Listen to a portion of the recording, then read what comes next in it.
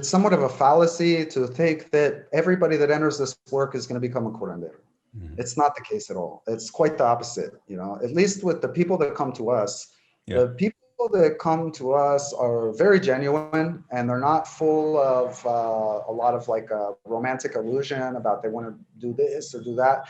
Most of our dieters are, you know, professional people and hardworking people that have a life, but they have problems, and they're looking to correct those problems and live a better life and live life to their fullest.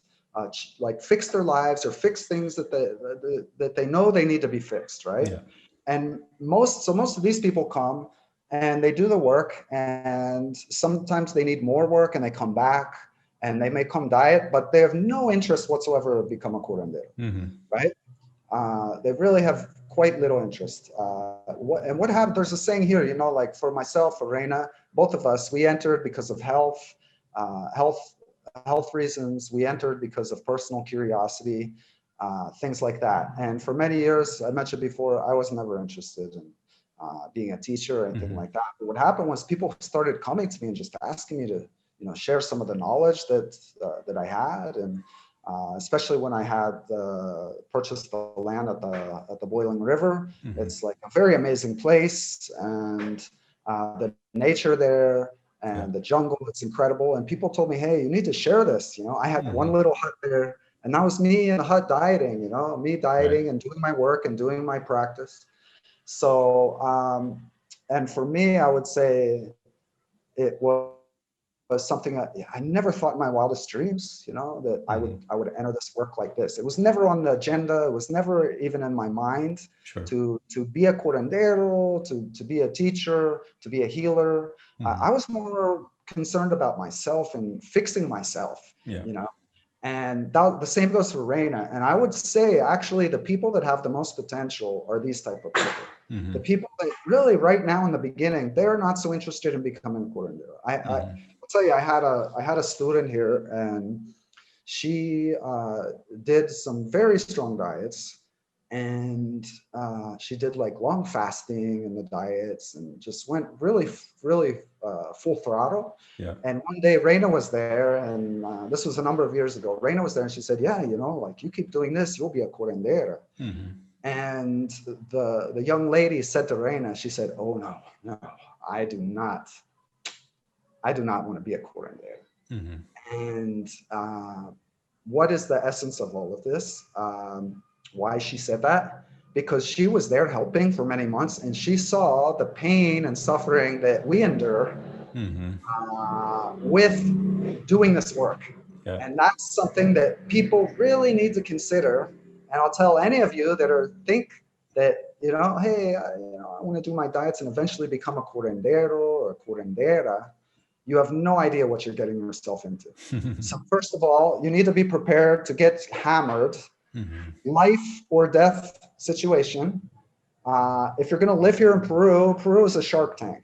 Really is. Peru is a shark tank. I've seen many people, foreigners, come here and die, you know, because of enemies, because of whatever. So you need to really consider if you're willing to deal with all of the bad stuff too, because being a healer is not all it's cracked up to be, my friend. You know, it really isn't.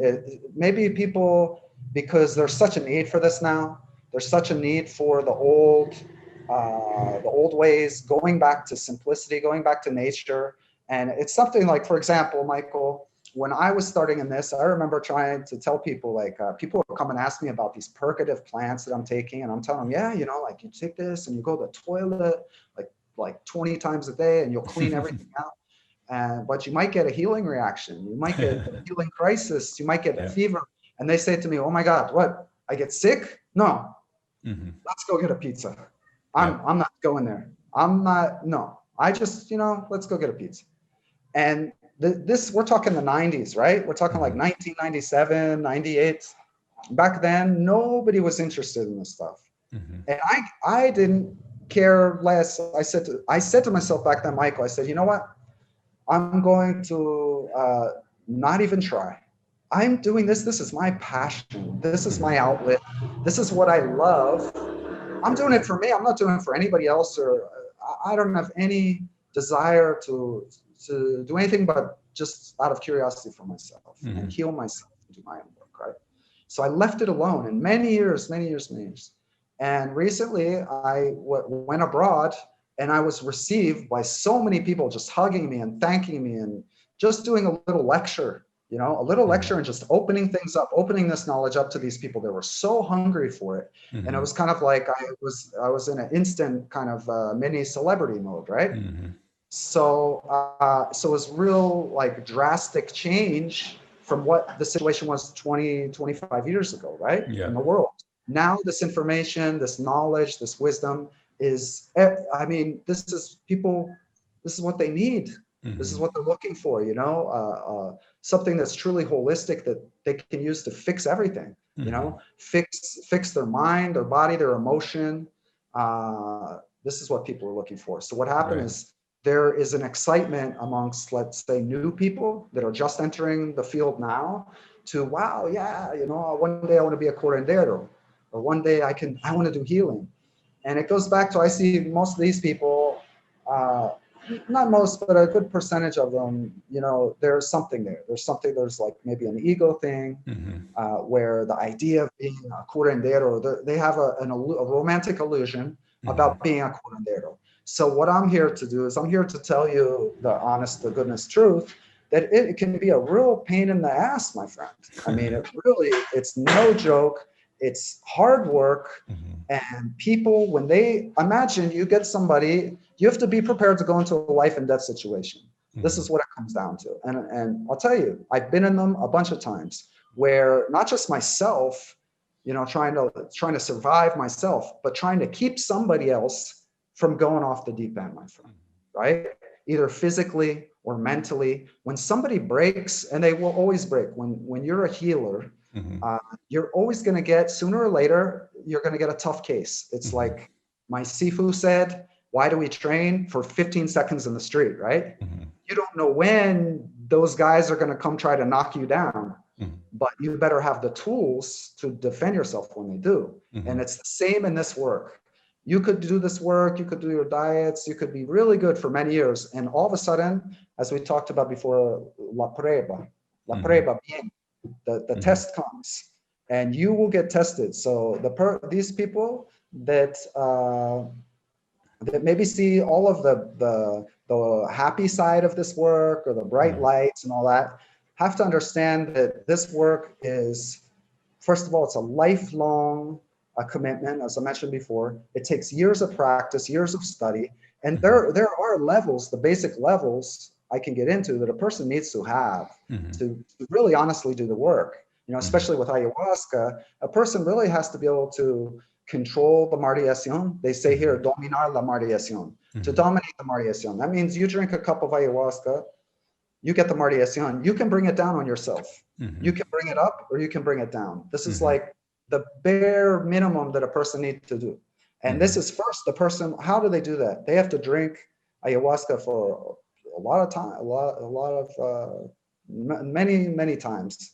And in diet and possibly a few years where they get to the point where they're able to dominate the mardiación. And then they start practice on other people. You see what I'm saying? So there's a method there, and there's a basic level that needs to be there. And it's also something like, let's be honest with ourselves. As you mentioned, many people, maybe they want to be a curandero and they have a few diets and they're already singing and doing ceremonies. But do they have icaros? Right? Do they have power behind their songs to really make them considered icaros, to make them consider medicine songs that are like super powerful, that can bring down the mardiación?